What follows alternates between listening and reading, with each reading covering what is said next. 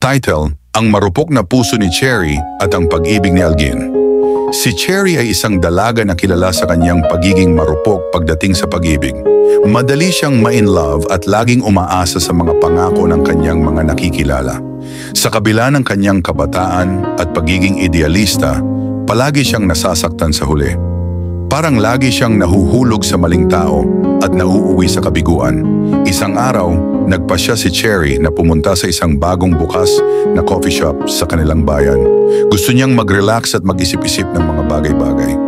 Habang dala-dala ang kanyang kape, aksidenteng nabangga ni Cherry ang mesa ni Algin at natapon ang kanyang kape.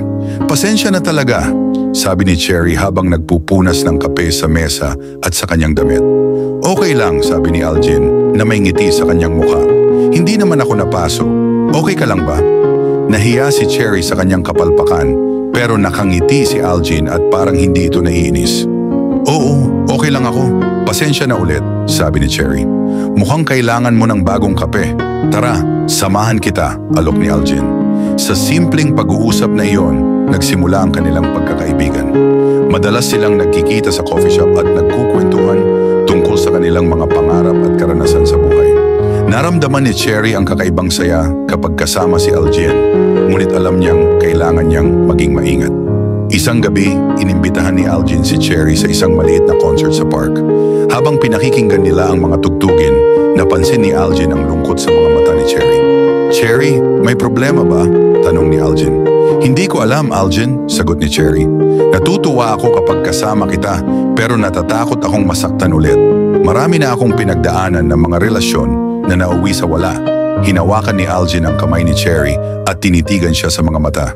"Cherry, hindi ko kayang pangakong hindi kita masasaktan, pero pangako ko, gagawin ko ang lahat para hindi ka na muling lumuha." Nang marinig iyon ni Cherry, hindi na niya napigilan ang kanyang emosyon. Niyakap niya si Algin ng mahigpit at naramdaman niyang tunay ang pagmamahal nito. Simula noon, sinubukan ni Cherry na maging mas matatag, ngunit sa tulong ni Algin, natutunan niyang maging bukas muli sa pagmamahal. Hindi naging madali ang lahat para kay Cherry. May mga araw na bumabalik ang takot niya na baka magbago rin si Algin tulad ng mga nauna niyang minahal. Pero sa bawat pagkakataon na bumabalik ang takot, pinaparamdam ni Algin na totoo ang kanyang pangako. Lagi siyang nandyan sa tabi ni Cherry, handang makinig at umintindi. Sa paglipas ng panahon, napatunayan ni Algin ang kanyang pangako. Sa bawat pagkadapa ni Cherry, naroon siya upang tulungan siyang bumangon. At sa bawat saya at lungkot, magkasama nilang hinarap ang buhay. Natutunan ni Cherry na hindi lahat ng relasyon ay nauuwi sa kabiguan at may mga taong tunay na nagmamahal. Ang pag-ibig ni na Cherry at Algin ay naging inspirasyon sa kanilang mga kaibigan at pamilya. Ipinakita nila na sa kabila ng pagiging marupok, maaaring matagpuan ang tunay na kaligayahan at pag-ibig sa isang taong handang magtiyaga at magmahal ng totoo. Sa bawat araw na lumilipas, lalo pang tumitibay ang pagmamahalan ni na Cherry at Algin. Natutunan ni Cherry na ang tunay na pagmamahal ay hindi lamang sa mga pangako, kundi sa mga simpleng bagay na ginagawa araw-araw. At sa bawat pagsubok, natutunan nilang harapin ito ng magkasama, tanga ng tiwala at pagmamahalan.